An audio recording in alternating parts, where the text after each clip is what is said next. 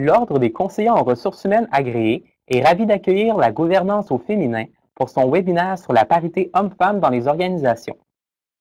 Nous aurons donc la chance de découvrir avec nos invités les mesures porteuses de sens et de résultats en la matière. Nous serons accompagnés de 3 conférencières provenant de cette organisation qui nous présenteront le portrait global de la situation en matière de parité et par conséquent les principales raisons motivant l'accroissement des efforts à faire dans tout contexte confondu. Nous accueillons pour cette première partie nul autre que Madame Caroline Coty, présidente et fondatrice de la gouvernance au féminin, qui saura vous présenter ce sujet de l'heure. Nous lui cédons à présent la parole. Madame Coty. Un but non lucratif qui existe, comme je mentionnais, depuis 2010, fondé ici au Québec. Et on a plusieurs volets dont je vais vous parler rapidement. On a des événements d'envergure, des panels de discussion, des conférences, etc., auxquels je suis certaine qu'un bon nombre d'entre vous avaient déjà participé dans le passé. On a également un programme de mentorat exécutif. Alors, qu'est-ce que ça veut dire? On s'adresse à des femmes qui sont pour la plupart déjà dans des postes de directrice ou vice-présidente dans des entreprises d'envergure et qui ont le souhait de devenir des PDG, des présidentes de conseil ou des administratrices de société. On offre aussi une formation en gouvernance, donc pour que les femmes soient outillées pour mieux siéger dans les conseils d'administration avec 5 modules différents. Et finalement, notre certification parité, qui est l'objectif de ce webinaire d'aujourd'hui. Je vous invite aussi à nous suivre sur les réseaux sociaux.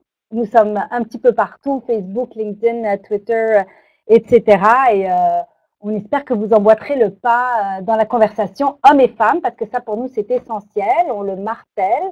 La gouvernance au féminin, c'est hommes et femmes ensemble travaillant dans l'objectif d'atteindre la parité au Québec et au Canada. Alors ça, c'est quelques-uns des événements qu'on a tenus dans la dernière année. Donc, comme vous pouvez voir, c'est très varié. Je pense que probablement que l'événement qui a été le plus marquant a été celui avec Hillary Clinton qu'on a fait à Toronto et à Montréal, mais on reçoit beaucoup de personnalités d'envergure, 5 événements majeurs par année. Donc, pour rentrer dans la matière de la parité, qui est ce qui nous préoccupe, on va faire un survol de la situation chez nous et ailleurs dans le monde. Alors, chez nous, ici au Québec, quand on regarde au niveau politique, on est loin de partager le pouvoir. Sur le plan économique, sur le plan social, il y a encore des avancées à faire. On parle de 28% des élus à l'Assemblée nationale qui sont des femmes, moins de 40% sont des ministres, 17,3% sont des maires, bien qu'on vient d'avoir notre première femme mairesse ici à Montréal. Et les chiffres varient selon les études, mais en tout cas, chose est certaine, on n'atteint pas les 20% dans les conseils d'administration des grandes entreprises. Et vous allez voir qu'on n'a pas de quoi être fier par rapport à ce qui se fait ailleurs dans le monde. En plus, évidemment, d'être sous-représentées, les femmes ont tendance à se regrouper encore dans certains domaines, comme les soins, comme le travail de bureau, comme la vente, etc., où on retrouve 56,1% de femmes. Et si on regarde par rapport aux dernières 30 années, ça n'a pas énormément changé. Sous le gouvernement Charest, vous vous souviendrez que, en fait, on parle beaucoup de Justin Trudeau et de son cabinet ministériel paritaire. J'aimerais quand même rappeler que sous Jean Charest, ça a été le premier réel cabinet ministériel paritaire avec des femmes comme Monique Jérôme-Forger et d'autres qui avaient des portefeuilles d'envergure. Et c'est également sous ce gouvernement-là qu'on a vu la loi sur la gouvernance des sociétés d'État qui prévoit donc la parité. Alors, nos SAQ, nos Hydro-Québec, etc., sont régis par une loi qui leur impose d'avoir la parité. Et évidemment, miraculeusement, alors qu'on dit très souvent qu'on ne trouve pas de femmes, quand il y a eu une loi, on est passé de 27,5% de femmes à 52,4% de femmes dans les conseils de ces 22 sociétés d'État. Donc, c'est la preuve que quand on légifère, on trouve les femmes, et quand on légifère pas, malheureusement, on trouve des excuses. Mais on espère que la certification parité saura être peut-être une alternative à de la législation et que ce sera tout simplement de la bonne volonté de la part des entreprises. Si on s'élargit et qu'on regarde ce qui se passe au Canada, je trouve que cette première donnée du Global Gender Report de 2016 qui avait été publiée par le Forum économique mondial est très éloquente parce que en 2006, on était au 10e rang mondial et si on regarde en 2016, on s'est retrouvé au 10e. Donc, ce que ça nous indique, c'est que d'autres pays qui étaient derrière le Canada ont non seulement rattrapé, mais devancé, ce qui fait que nous, on se retrouve aujourd'hui dans une place peu enviable pour un pays comme le Canada, qui est le 36e rang en ce qui concerne la participation des femmes à l'économie et aux opportunités économiques. Je vous expliquais tout à l'heure, au niveau des chiffres, vous pouvez voir du 15,9%, certains journalistes rapportent 14%, on parle parfois du 19%, ça dépend de ce qu'on est en train de regarder. Le FP500, donc les 500 plus grosses entreprises au Canada, on parle de 15,9%. Quand les chiffres sont un peu plus élevés, souvent il s'agit du TSX 60, c'est-à-dire les 60 sociétés les plus importantes au Canada, qui ne sont pas forcément représentatives de l'ensemble du bassin, évidemment, des entreprises.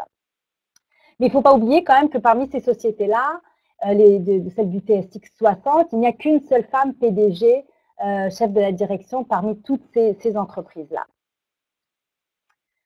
Alors les États-Unis, eh bien, quand on dit on se compare, on se console, c'est peut-être un exemple. Ils ont un pire score que nous en ce qui concerne l'indice global d'écart entre les sexes. Eux sont au 45e rang. C'est quand même assez fascinant parce que certains rapports nous montrent, par exemple, derrière des pays comme l'Afghanistan. Je pense que pour monsieur et madame tout le monde, ça semble surprenant venant d'un pays qui est vu comme un pays tellement avant-gardiste, innovateur, avec un Premier ministre jeune, féministe, etc. Alors, il va falloir vraiment se pencher sur les raisons de cette situation-là et voir si les entreprises, puisque les gouvernements font certaines actions, mais ce que les entreprises doivent faire pour nous permettre finalement collectivement de progresser dans tout ça.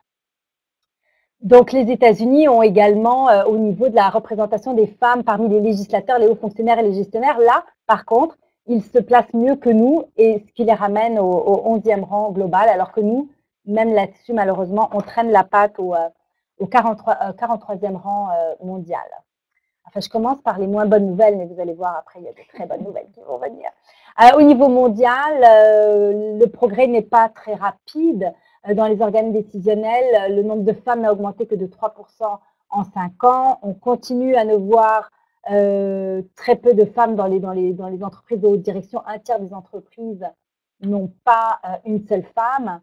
Un chiffre important quand même pour le Canada que je pense ne pas avoir mentionné, c'est que 45% des entreprises cotées en bourse au Canada n'ont pas une seule femme autour de la table du conseil. Donc ça, quand on parle de vouloir atteindre la parité ou qu'on se dit peut-être qu'on pourrait dépasser ces fameux 20%, atteindre 30 ou 40%, on n'est même pas en train de parler de ça pour ces entreprises-là. On est en train de se demander comment on pourrait faire pour au moins avoir une première, une deuxième, une troisième femme. Donc, beaucoup de chemin à faire. Alors, peut-être surprenant, la Russie est un des pays qui performe le mieux à ce niveau-là. 35% des postes de haute direction en Europe de l'Est sont occupés par des femmes et 45% en Russie.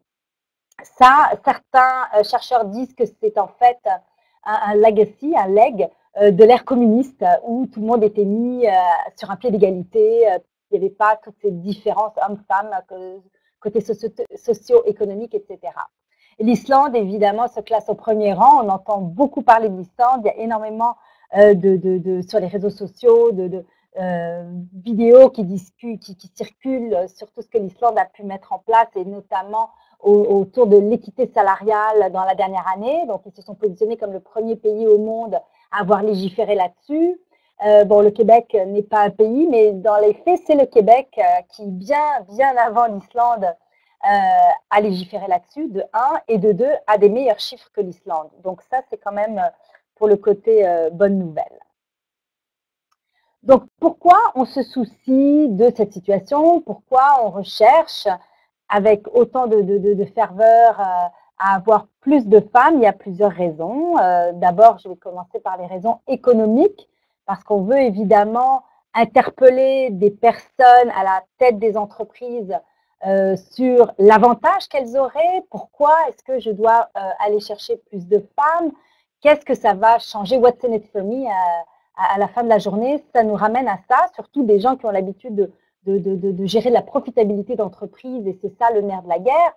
Donc, on va leur amener des chiffres comme ce qu'on a pu voir dans le rapport du McKinsey Global Institute où on a pu constater que si les femmes avaient la possibilité de jouer à la même hauteur que les hommes, un rôle dans l'économie, dans le marché du travail, on serait en mesure d'ajouter 28 000 milliards au PIB annuel mondial, donc une progression de 26% d'ici 2025.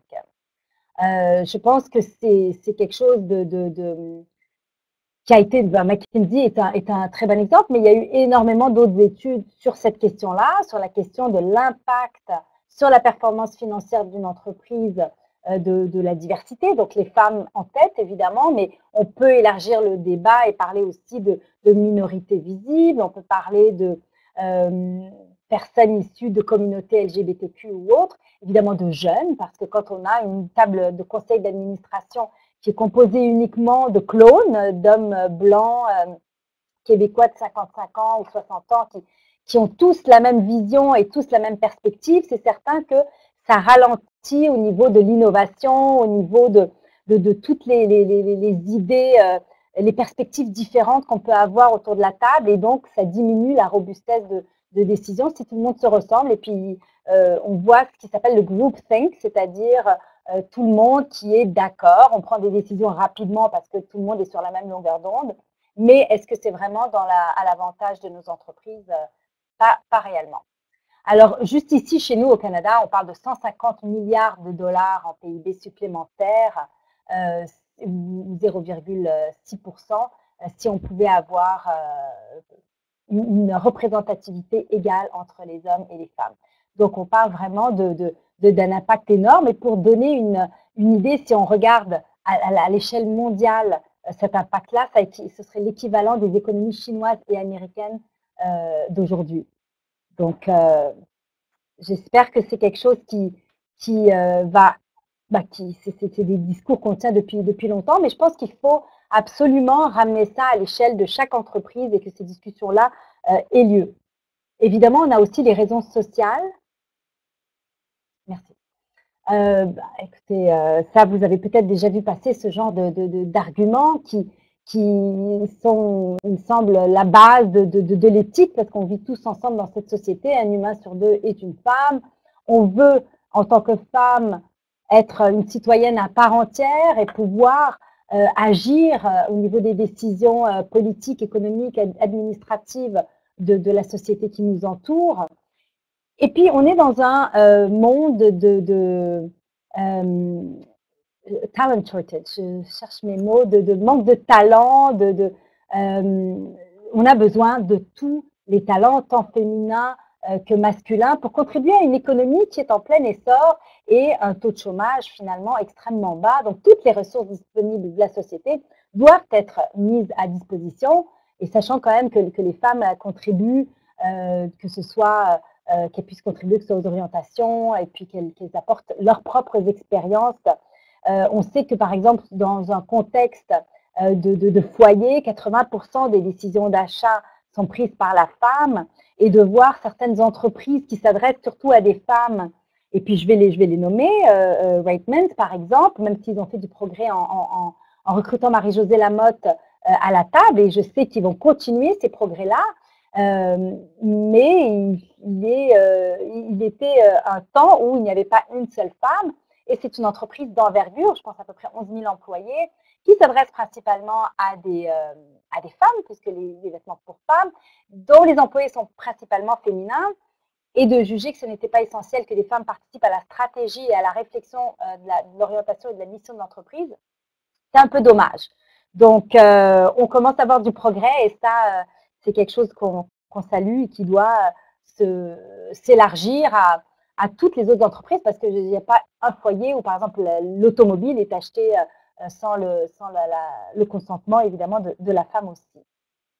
Alors, si on regarde ce qui a été fait à ce jour, Je vous ai parlé tout à l'heure de la loi de gouvernance des sociétés d'État sous Jean Charest.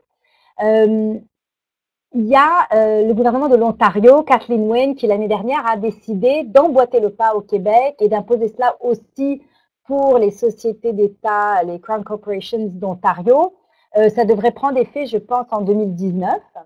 Donc, preuve qu'on est encore une fois au Québec des innovateurs et des pionniers. Sur toutes les questions de l'avancement de la femme, on est quand même en avance. Ensuite, il y a eu, il y a 3 ans, des modifications au règlement de l'autorité des marchés financiers. En fait, on a introduit la notion du comply or explain, ou en français se conformer ou s'expliquer. Alors, les autorités des marchés financiers à travers le pays ont adopté. Cette fois, c'est l'Ontario Securities Commission, l'OSC, qui a été le pionnier là-dedans. Les autres ont emboîté le pas. Et malheureusement, je vous dirais que 3 ans plus tard, force est d'admettre qu'on n'a pas vraiment vu de résultats probants. Ce que ce règlement demande, c'est que les entreprises dévoilent leur stratégie autour de la représentativité des femmes. En fait, pas vraiment leur stratégie, mais plutôt, je dirais, la situation, c'est-à-dire combien on a de femmes dans les organes décisionnels. Et donc, on s'explique pour dire, bah, écoutez, nous, on n'en a pas. Et il n'y a pas de conséquences, il n'y a pas de plus de portée que cela. On est juste en train de demander aux entreprises, s'il vous plaît, faites de la divulgation de la représentation des femmes dans vos organes décisionnels. Alors, suite à ça, Louis Morissette, ici, qui est le PDG de l'Autorité des marchés financiers, a fait un rapport pour dire que, bon, les progrès ont été très timides. Maureen Johnson, qui est la PDG de l'OSC, l'Ontario Securities Commission, à Toronto, elle, pour sa part, a été un petit peu plus vocale, où elle a dit, effectivement, on n'a pas vraiment vu de progrès. Écoutez, vous devez nous aider, et si vous ne le faites pas, à atteindre les objectifs, et si vous ne le faites pas, si on ne voit pas l'aiguille bouger, il va falloir qu'on fasse une recommandation pour des quotas. Et ça, les entreprises canadiennes sont très frileuses, les hommes comme les femmes, les PDG comme les potentielles administratrices ont toujours eu des commentaires un peu plus négatifs, mais je vous parlerai un peu plus loin de la notion des quotas. Donc, après que ces sorties-là publiques aient eu lieu en termes de peu de progrès qu'on ait pu voir, le gouvernement fédéral, le ministre Navdeep Bains, a élaboré un projet de loi, la loi C-25, pour reprendre finalement, se conformer ou s'expliquer, en faire une loi. Personnellement, j'ai rencontré Justin Trudeau en 2016 où je lui ai dit que je pensais que c'était beaucoup trop frileux, pas assez d'exigences et qu'il fallait aller plus loin. Malheureusement, il ne s'est rien passé à ce moment-là, mais au Sénat, il y a un groupe de 6 sénateurs, 4 hommes, 2 femmes, guidés par le sénateur Paul Massicotte, qui ont décidé de faire une demande d'amendement à cette loi, des amendements qui demandent aux entreprises d'établir des objectifs. Donc, tout ce qu'on dit, c'est ABC Inc. ou XYZ Inc., s'il vous plaît, société cotée en bourse, on s'adresse aux sociétés cotées en bourse, s'il vous plaît, faites vous-même votre propre planification, établissez-vous des objectifs et des échéanciers en termes de représentativité des femmes et des minorités. Les femmes ne sont pas une minorité, mais enfin de personnes qui sont sous-représentées dans les organes décisionnels. Alors, c'est un petit peu triste de dire qu'à 48 heures de la Journée internationale de la femme, le Sénat a malheureusement rejeté cette demande, mais c'était très serré. Donc, on a eu 37 sénateurs ont voté pour, 30 ont voté contre et 9 se sont abstenus. Alors, c'est très dommage parce que si ces 9 avaient voté pour, ça aurait pu vraiment faire un changement et un impact important au Canada parce que les entreprises qui s'établissent ces objectifs-là ont en moyenne 26% de femmes au conseil et les entreprises qui, elles, n'établissent aucun objectif ont en moyenne 12% de femmes au conseil. Et tout ce qu'on demande à ces entreprises-là, c'est de choisir leur propre cible. D'ici 2020, on voudrait avoir 20%, d'ici 2030, on voudrait avoir 40% de femmes. Choisir leurs propres objectifs, leurs propres échéanciers selon leur réalité et leurs souhaits. Et puis, au pire, s'ils n'atteignent pas les cibles, il n'y a pas de conséquences, contrairement aux quotas dans d'autres pays. Alors, c'est un petit peu dommage. Oui, c'est certain qu'en Amérique du Nord, on a tendance à penser à la libre entreprise et ne pas vouloir s'immiscer dans les affaires des entreprises. Mais moi, mon argument, c'est que je souhaite vivre dans un Canada prospère. Je souhaite faire en sorte que l'économie soit de plus en plus développée et de plus en plus vaste. Et c'est une des façons de le faire. Donc, si les entreprises, à ce jour, il y en a 45% qui n'ont pas compris l'importance d'avoir au moins une femme autour de la table, peut-être qu'il faut que le gouvernement dise au moins établissez-vous des objectifs. Donc, ça a été rejeté. Pour ma part, je continue à faire du lobbying en ce sens. Et c'est très simple, si on se compare avec ce qui s'est fait en Europe, les quotas. Récemment, la France, vous savez, en 2017, ils avaient des cibles de 40% de femmes dans les conseils d'administration avec la loi Copé-Zimmermann et ils ont atteint leurs chiffres. Ils sont allés graduellement, en 2014, 20%, en 2017, 40%.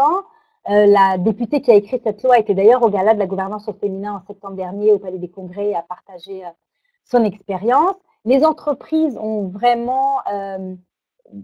c'est certain qu'au début, les entreprises ne réagissent pas forcément bien au fait que le gouvernement leur impose des quotas comme ça, mais ils ont vu beaucoup d'entreprises comme Sodexo, par exemple, qui ont fait leurs propres rapports internes pour partager le progrès qu'ils ont eu, non seulement sur le plan économique et financier, mais également sur le plan du branding, de la culture d'entreprise et de l'innovation, du fait d'avoir mis un effort là-dessus. Donc, en 2010, quand j'avais fondé la gouvernance au féminin, on avait 12% de femmes dans les conseils d'administration au Canada, et c'était le même chiffre qu'on avait en France.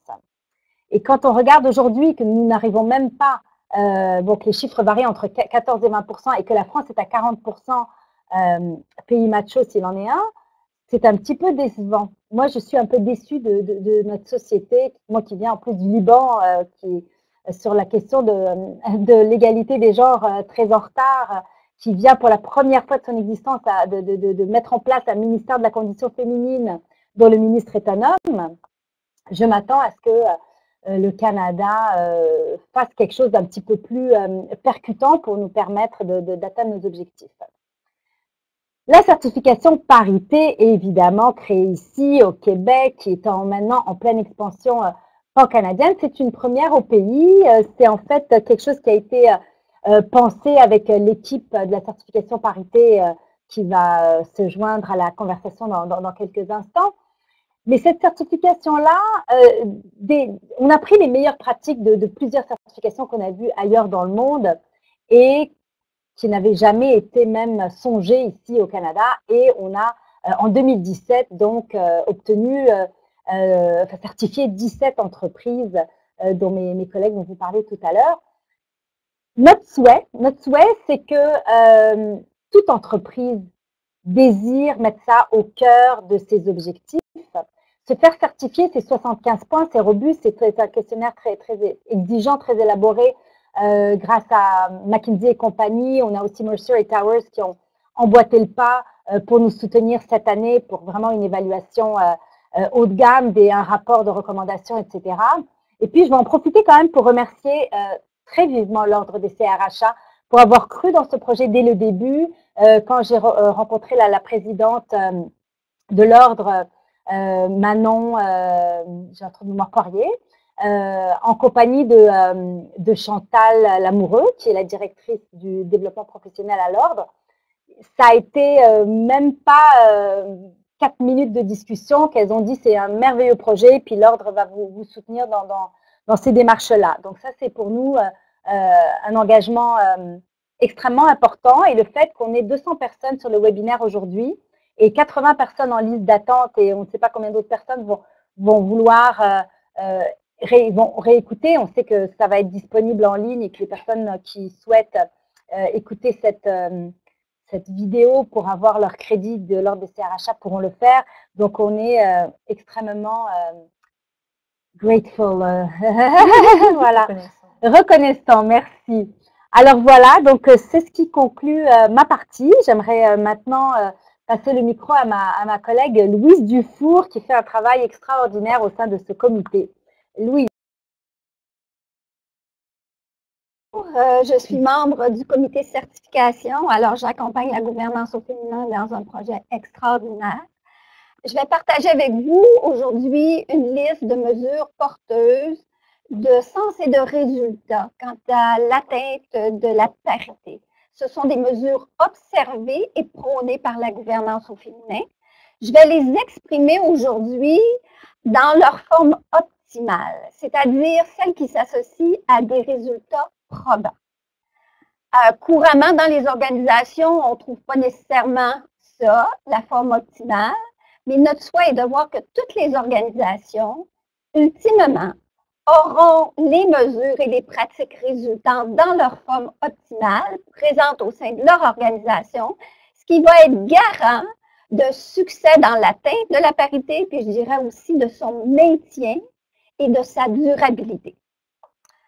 Alors, ces mesures, celles qu'on trouve principalement associées dans les grandes organisations canadiennes, alors ces organisations-là qui ont entamé le parcours vers la parité, ces organisations-là ont vraiment décidé d'être vraiment agressives dans ce parcours-là et auront choisi d'intégrer dans leurs priorités organisationnelles les principes de parité et de diversité comme étant des éléments clés pour réussir à atteindre ces priorités-là.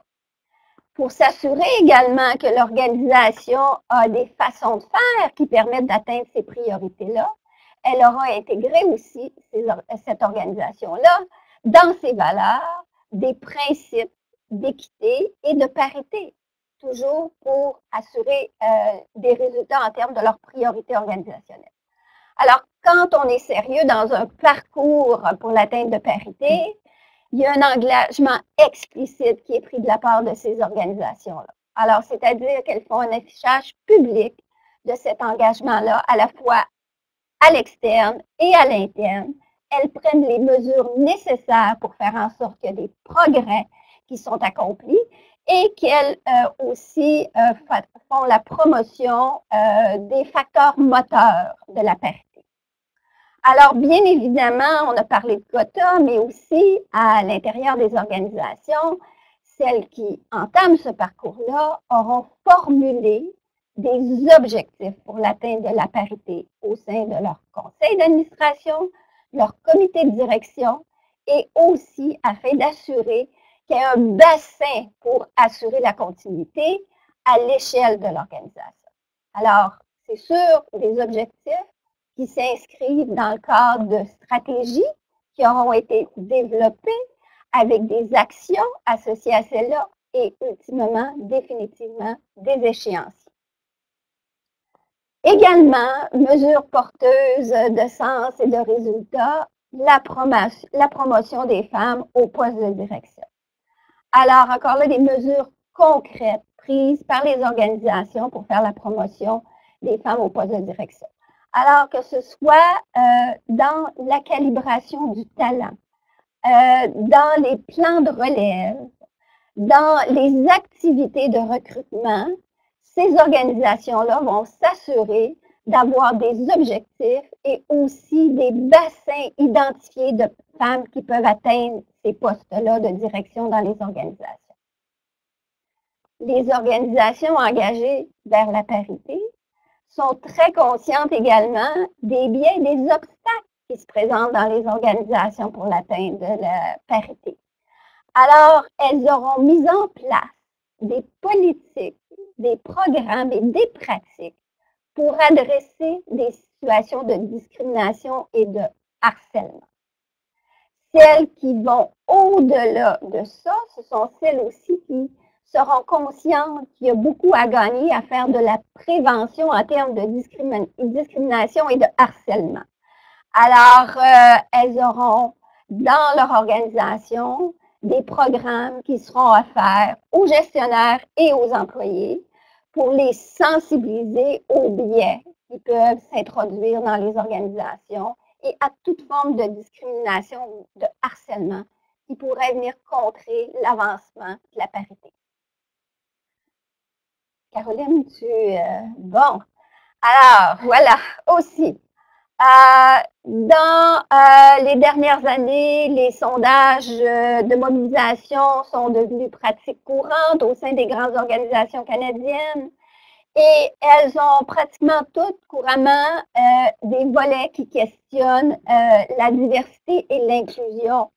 Et il est important que ces sondages d'engagement-là, puis là je réalise que je ne suis pas tout à fait à la bonne diapo, mais je continue.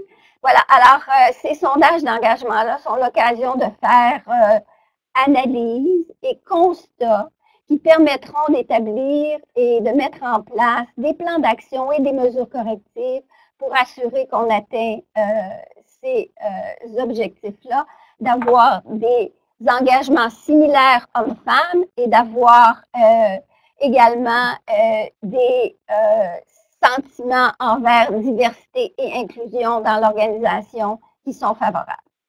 Alors, je reviens à celle-ci que vous voyez à l'écran. Les organisations engagées envers la parité auront formalisé des rôles au sein de leur organisation qui auront la responsabilité de l'accroissement de la représentation des femmes et, par la même occasion, de la diversité. Dans certaines, ce sont même des équipes. Ces équipes ou ces personnes-là se voient allouer des budgets et également de l'outillage afin de pouvoir mettre en place les mesures concrètes qui vont permettre l'atteinte de la parité. Et je vous dirais également aussi qu'elles ont souvent, ces personnes-là ou ces équipes-là, un lien direct avec la haute direction. Dans ces mesures-là également, on a pratiquement toujours pour les femmes une offre de programme de développement des compétences en leadership. Ces programmes-là sont suivis. On s'assure qu'il y a des quotas de femmes qui ont accès à ces programmes-là. On s'assure aussi également que les apprentissages ont l'opportunité d'être mis en pratique. Et très souvent, pour appuyer que ces apprentissages-là soient mis en pratique, l'organisation offrira des programmes de parrainage ou de mentorat pour faire en sorte que les apprentissages servent et permettent aux femmes de progresser dans l'organisation. Les organisations également engagées dans le parcours pour l'atteinte de la parité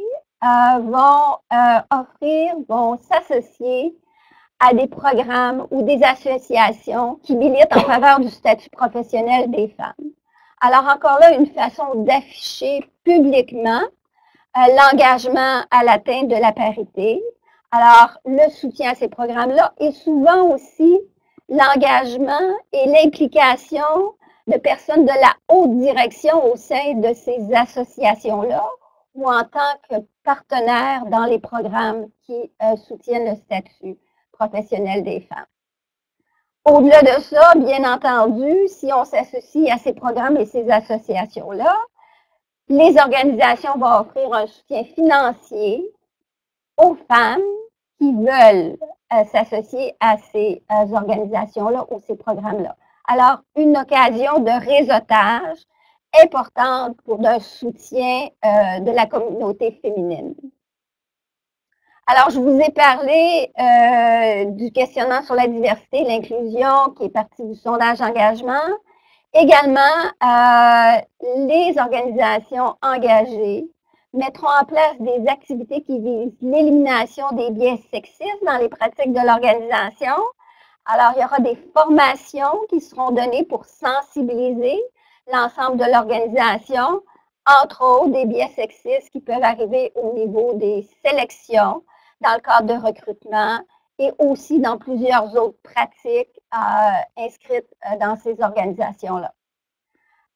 Il y aura aussi une sensibilité quant à la population féminine qu'on identifie haute performante et haute potentielle.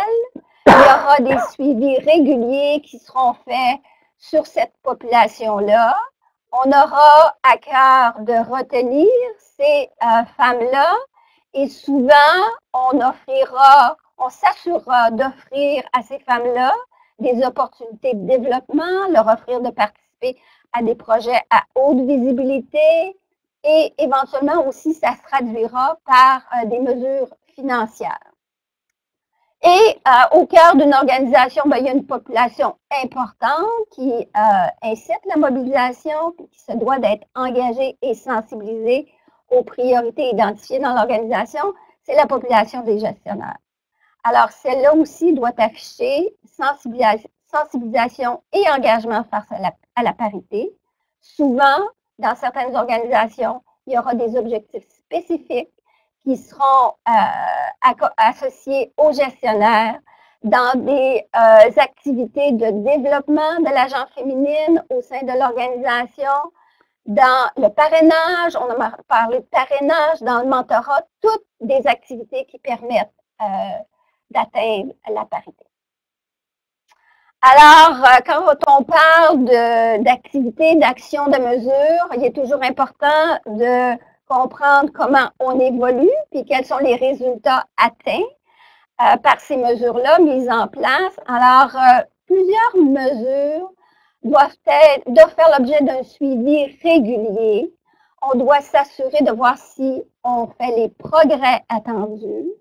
Et en faisant l'analyse de ces mesures-là, on peut identifier quelles sont les mesures correctives, s'il y a lieu à prendre, ou les mesures de maintien si les progrès s'affichent dans l'organisation.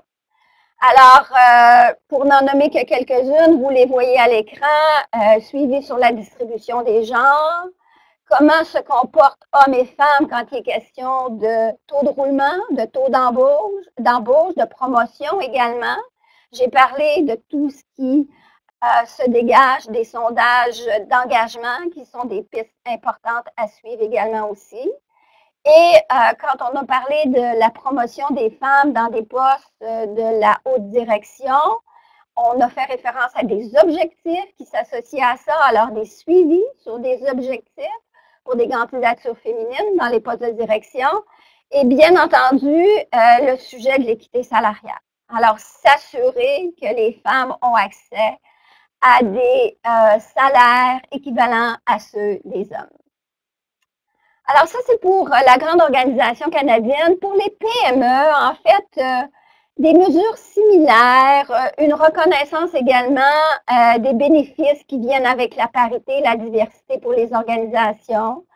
On voit, vous aurez vu, entendu comme moi, dans les journaux, dans les médias, des résultats probants dans plusieurs petites et moyennes entreprises. Il y a des avantages qui existent dans la petite et moyenne entreprise. En fait, la proximité, le caractère de l'organisation, la souplesse offerte par ce type d'organisation. Alors, tous des avantages qui devraient faire en sorte que l'atteinte de la parité peut arriver également rapidement au sein de la petite et la moyenne entreprise. La certification parité est offerte, était offerte l'année dernière et est offerte cette année à la grande organisation. Bonne nouvelle, il y aura une certification parité qui s'adresse à la PME qui va être introduite en 2019. Alors, la gouvernance au féminin va offrir son support encore à la petite et la moyenne organisation. Alors, le milieu politique, c'en est un dont on doit se préoccuper également aussi en termes d'atteinte de la parité.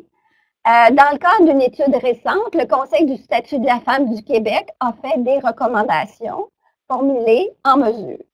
Alors, une première qui vise l'obligation pour les partis de respecter une zone paritaire lors du recrutement de candidats et candidates. Également, elle souhaite que les partis publient un bilan de leurs pratiques et des plans d'action qui sont mis en place pour augmenter les candidatures féminines. Il y a également suggéré l'instauration de mesures de conciliation travail-famille en politique. On sait que c'est un obstacle important pour avoir des femmes qui vont en politique. Et il y a également, à leur recommandation, vise à ce qu'il y ait du financement qui soit offert pour des projets structurants pour favoriser la présence des femmes en politique. J'en profite pour vous rappeler que la gouvernance au féminin aura un événement Femmes et politique le 9 avril prochain avec présence des 4 partis qui sont en présence au Québec. Alors, un événement très intéressant qui sera l'opportunité d'en savoir davantage sur le milieu politique. Alors, pour conclure, les conditions gagnantes. Alors, les organisations qui connaîtront rapidement un succès dans l'atteinte de la parité sont celles qui verront ou auront une haute direction qui adhère aux pratiques qui permettent que diversité et parité s'inscrivent dans l'organisation et qui auront compris puis qui sauront qu'il y a des résultats supérieurs qui s'associent à ces paramètres-là qui sont en présence dans une organisation. Alors, pas seulement des résultats en termes de performance supérieure, mais des résultats également en fait de mobilisation accrue, de meilleure prise de décision, d'une image de marque d'employeur avec grand rayonnement. Alors, tous des éléments qui vont permettre de connaître, d'assurer une pérennité à l'organisation et d'afficher des résultats supérieurs. Alors, celles qui ont vraiment une direction, qui adhèrent à cette formule, décideront d'intégrer dans leur mission des principes qui touchent la parité et la diversité, des principes qui sont clés pour l'atteinte de l'objectif de la mission. Également, pour s'assurer que le savoir-être et le savoir-faire dans l'organisation est présent et adéquat pour atteindre les objectifs de l'organisation, on inscrira une culture qui supporte ces aspects-là. Alors, c'est-à-dire que l'organisation s'assurera que dans son ADN, quand elle présente sa fiche d'ADN, il y a un chromosome parité qui apparaît dans la fiche. Alors, vraiment, les éléments pour s'assurer d'une atteinte de la parité. Une fois que les organisations ont compris ou adhèrent à ces principes-là, eh bien, c'est sûr qu'elles n'ont plus le choix que d'implanter des structures et des pratiques qui vont permettre puis assurer la cohérence dans l'organisation et assurer qu'elles peuvent livrer leur engagement et les résultats associés à ça. Alors, tout ça, bien entendu, comme vous le savez, c'est possible quand on s'assure d'un soutien qui est affiché dans toutes les communications. Et comme on l'a vu, il y a des suivis qui sont faits sur les résultats accomplis par l'organisation. Et ça, non pas seulement dans une perspective d'atteinte de la parité, mais une perspective de maintien et de durabilité. Alors, voilà ce que j'avais à partager avec vous aujourd'hui. Si vous avez des questions, on aura une période qui vous permettra de les poser un peu plus tard. Alors, ma collègue va vous parler plus spécifiquement de la certification parité maintenant. Merci, chère Louise. Bonjour à tous et à toutes, vraiment ravie d'être avec vous ce matin. Mon nom est Magali Deprat, je suis coprésidente du comité parité de la gouvernance au féminin. J'ai eu la chance avec Caroline de lancer cette certification en 2017 et mon rôle ce matin, ça va être de vous parler un petit peu plus en précision du processus de certification pour les entreprises et les personnes parmi vous qui seraient intéressées à participer.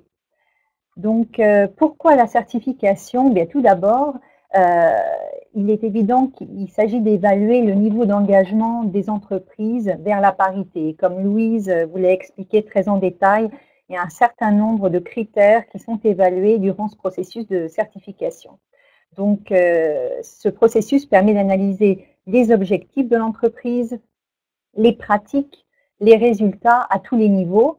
Louise vous en a parlé dans tous les détails, puisque nous avons une démarche tout à fait holistique de l'engagement vers la parité. Nous ne regardons pas uniquement les objectifs en matière d'atteinte de la parité dans les organes décisionnels ou bien les conseils d'administration, nous regardons la démarche holistique de l'entreprise depuis l'embauche jusqu'à la promotion, l'accompagnement des femmes à tous les niveaux de l'entreprise. Pour l'entreprise qui participe à cette certification, c'est aussi une prise de conscience des éléments sur lesquels elle peut avoir des gaps, des éléments sur lesquels elle doit travailler pour progresser dans sa démarche. Et sur la base de l'expérience que l'on a eue en 2017, très souvent les entreprises participantes nous ont dit que ce processus de certification et de recherche de l'information dans leurs entreprises leur ont fait prendre conscience des éléments sur lesquels elles avaient encore du travail à exercer. Une autre chose assez intéressante pour les entreprises participantes est le fait que nous certifions des secteurs très variés. Et la cohorte 2017 en elle-même avait effectivement des entreprises de différents ordres, que ce soit des banques, des organismes industriels, la haute technologie, le retail. On avait vraiment des entreprises de secteurs très variés. Le processus de certification en tient compte dans les objectifs qui sont fixés. Mais ça permet aux entreprises finalement de se comparer par rapport à cette cohorte et c'est extrêmement intéressant de voir les meilleures pratiques notamment. Donc le processus en tant que tel, l'ouverture des candidatures pour cette année s'est faite le 8 mars, bien sûr, date hautement symbolique pour le faire. Donc les candidatures sont déjà ouvertes. L'entreprise intéressée peut contacter la gouvernance au féminin pour ouvrir son dossier. Je vous indiquerai un petit peu plus tard l'adresse courriel que vous pouvez contacter pour cela. Et puis, à ce moment-là, un questionnaire de préqualification va vous être envoyé. Ce questionnaire, en fait, va nous permettre d'évaluer un certain nombre de choses, notamment, est-ce que vous recherchez une certification au Québec ou est-ce que vous recherchez une certification au niveau fédéral? Est-ce que vous recherchez une certification dans des provinces ou des territoires spécifiques? Tout ça est pris en compte. Est-ce que vous avez un minimum de 400 salariés, 400 employés? Ça, c'est notre critère de préqualification. Louise vous a parlé d'une future certification qui s'en viendra pour les PME et qui couvrira les entreprises de moins de 400 salariés. Mais pour l'instant, nous nous concentrons sur les entreprises de plus de 400 salariés. Il y a quelques autres questions qui vont permettre de voir si vous pouvez vous qualifier avant de poursuivre votre démarche, notamment, je dirais qu'il y a des critères qui, pour le cas où l'entreprise n'aurait absolument aucune démarche en matière de parité, ou si l'entreprise n'avait aucune démarche en matière de harcèlement. Il y a des critères comme ceux-ci qui sont, je dirais, un petit peu des drapeaux rouges et qui diront à l'entreprise, il faut peut-être qu'on fasse un travail préparatoire avant de procéder à une certification. Donc, une fois que cette validation est faite, vous aurez accès au questionnaire qui est hébergé sur une plateforme, la plateforme Conibox, et qui va vous permettre en fait d'aller répondre aux questions du questionnaire. Vous aurez le temps de le faire puisque les réponses sont à fournir avant le 31 mai. Vous allez pouvoir répondre aux questions. On vous demande aussi de verser un certain nombre de documents à votre dossier qui vont confirmer et prouver ce que vous avancez finalement dans les réponses du questionnaire. Donc, vous aurez le temps de remplir tout ça. Bien entendu, l'équipe de la gouvernance au féminin et l'équipe de Conibox est à votre disposition pour toute question en cours d'élaboration du questionnaire. L'évaluation aura ensuite lieu parmi les entreprises qualifiées et retenues pour ce processus de certification. Les résultats seront livrés vers la fin du mois d'août et les entreprises seront reconnues durant le gala annuel de la gouvernance au féminin qui se tiendra, notez-le bien, le 11 septembre 2018 au Palais des Congrès. L'an dernier, on a eu un gala en septembre où on a effectivement reconnu les 17 premières entreprises certifiées et où les entreprises certifiées au niveau platine ont pu intervenir dans un panel aux côtés de Caroline. Donc, c'est un événement où on avait 800 personnes et on attend encore plus de monde cette année. Donc, c'est un événement extrêmement couru. Et à la suite de cette évaluation, de cette reconnaissance, un rapport personnel et détaillé va être fourni à chaque entreprise participante.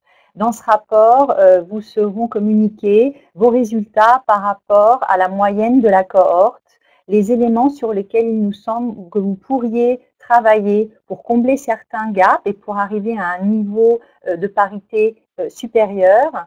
Et bien sûr également les meilleures pratiques que nous avons pu identifier dans la cohorte des entreprises certifiées. Donc les éléments évalués, dans les grandes lignes, nous regardons trois éléments principaux. La première chose très importante, bien sûr, est la stratégie de l'entreprise, sa gouvernance, sa vision en ce qui concerne la parité. L'entreprise doit démontrer que son orientation stratégique, que ses décisions intègrent une représentation équitable des femmes.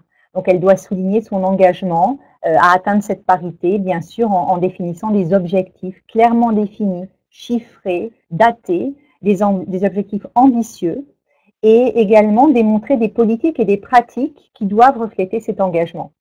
Louise vous en a parlé également durant son intervention.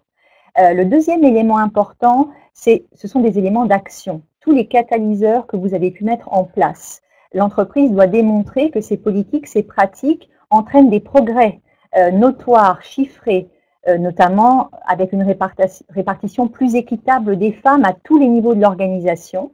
Elle doit bien sûr donner accès à des programmes de formation et de mentorat, avoir un processus de sélection et de promotion favorisant la parité, et toute pratique visant à favoriser le développement et la place des femmes en entreprise. Pour finir, l'équité. Nous regardons si l'entreprise a intégré dans ses pratiques salariales le fait qu'à travail égal ou comparable, une rémunération égale est attendue, et ceci à tous les niveaux de responsabilité. Donc les niveaux de certification, comme je vous l'ai indiqué, le questionnaire fixe des seuils de certification pour chaque catégorie évaluée, dont je parlais à l'instant. Certains éléments, comme j'ai mentionné, tels que l'absence de politique parité, l'absence de politique contre le harcèlement, sont notamment disqualifiants pour obtenir la certification. Les entreprises doivent avoir plus de 400 salariés, je vous l'ai indiqué, et la certification peut être faite soit au niveau provincial ou au niveau national. Les 4 niveaux de certification qui sont délivrés vont du bronze au platine. Donc, en conclusion, je voulais vous citer ce que notre collègue Chantal Lamoureux, que j'ai la chance de compter parmi les membres du comité parité, qui est directrice du développement professionnel et de la qualité de la pratique à l'ordre des conseillers en ressources humaines, a affirmé. Vous me permettrez de lire son commentaire. Les CRHA et les CRIA peuvent faire la différence et faire en sorte que les pratiques et les processus RH soient exempts de toute forme de biais, incluant les biais inconscients. Ensuite, les membres de l'ordre peuvent faire la promotion des actions positives qui sont implantées dans les organisations. Chantal Lamoureux croit donc qu'à force d'entendre parler des meilleures pratiques et des succès des actions implantées, les gens se sentiront inspirés et trouveront les moyens de poser les actions qui engendreront des résultats concrets.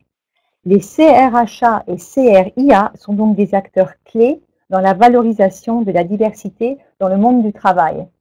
Je la remercie et je compte sur vous tous pour soutenir cet effort dans l'atteinte de la parité.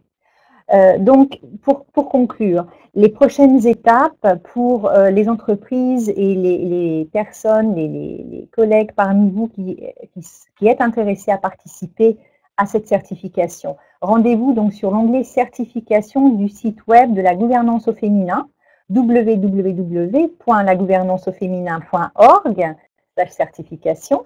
Vous remplirez donc le bref questionnaire de préqualification dont je vous ai parlé et suivez les instructions que vous recevrez.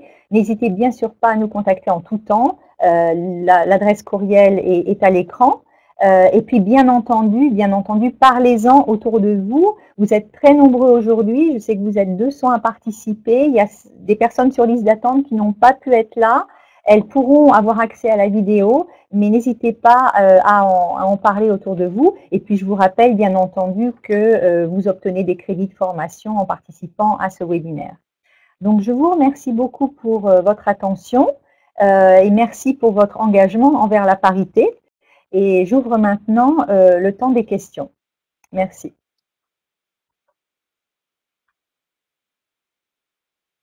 On va voir si des questions arrivent sur la page de clavardage. Il y a toujours un délai quand les gens écrivent. D'accord.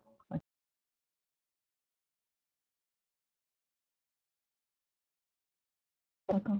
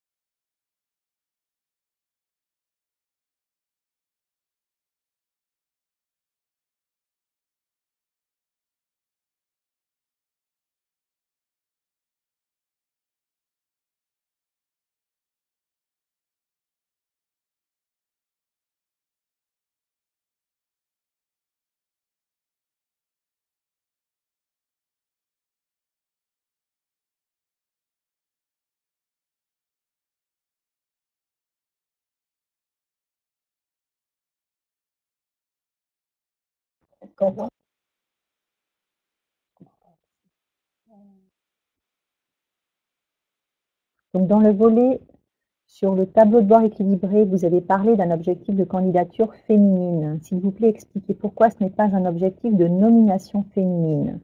En fait, c'en est un aussi. Nous couvrons en fait toutes les démarches, que ce soit des candidatures, des nominations. Donc, en réalité, les deux éléments sont bien couverts dans les questions du questionnaire. Et ceci à tous les niveaux de poste de l'entreprise. Oui, moi j'ajouterais par le fait de s'assurer d'avoir des candidatures. Le corollaire est d'avoir des nominations féminines en bout de ligne. Alors, c'est sûr que c'est un objectif de voir qu'il y a des nominations féminines qui apparaissent au sein des organisations.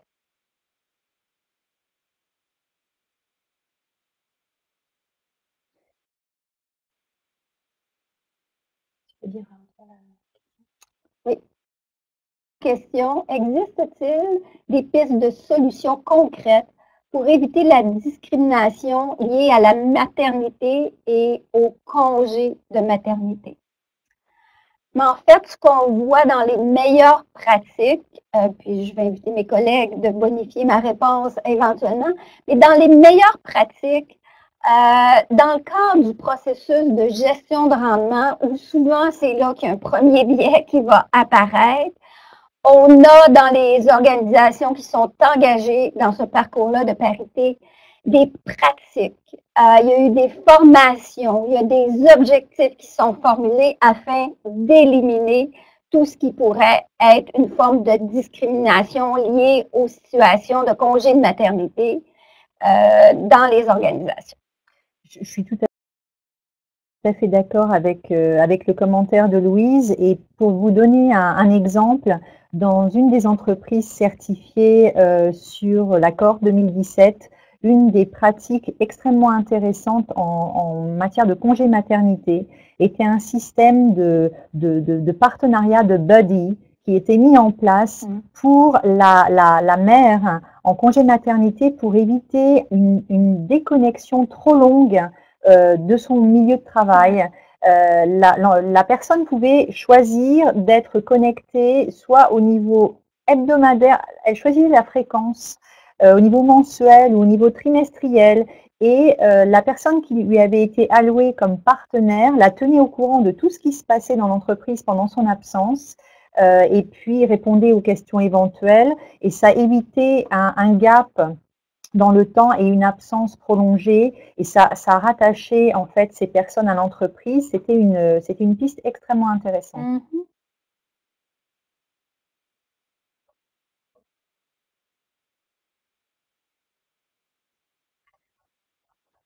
Avec plaisir.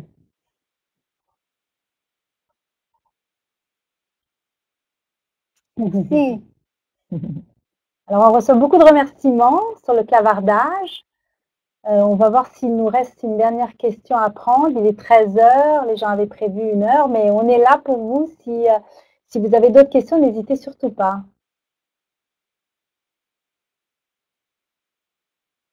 Ben, écoutez, je pense que, hormis les différents remerciements qu'on reçoit, merci beaucoup, super programme, merci. Merci beaucoup. Ben, je pense qu'il ne nous reste plus qu'à, encore une fois, remercier évidemment toutes les personnes qui ont pris le temps d'être avec nous ce midi. J'espère que ça a été enrichissant. J'espère surtout qu'on aura réussi à vous démontrer la robustesse de ce programme et l'importance et l'impact que ça va avoir sur nos entreprises, que ça va continuer à avoir ici au Québec, mais même maintenant que c'est au niveau national partout au Canada. Remercier évidemment mes collègues, ça n'aurait jamais pu voir le jour sans l'engagement de membres de comité, de bénévoles qui travaillent sans relâche à la création et le maintien de cette certification parité depuis le tout début. Et je remercie également, évidemment, McKinsey et compagnie qui nous a soutenus dans la première année, qui continue à nous soutenir. Je remercie Mercer et Towers qui ont emboîté le pas. Et encore une fois, l'Ordre des CRHA pour nous avoir accueillis. Alors, rendez-vous sur notre site web. Toutes les informations sont là. N'hésitez pas à nous contacter. Et on vous attend 17h heure de l'Est. Fermeture des candidatures le 31 mai. C'est un long processus. Il faut quand même compter 5-6 heures de travail pour la personne ressources humaines qui va tout compiler. Donc, n'attendez pas à la dernière minute. On vous attend. Merci. Merci beaucoup. Ah, c'est formidable tous les commentaires.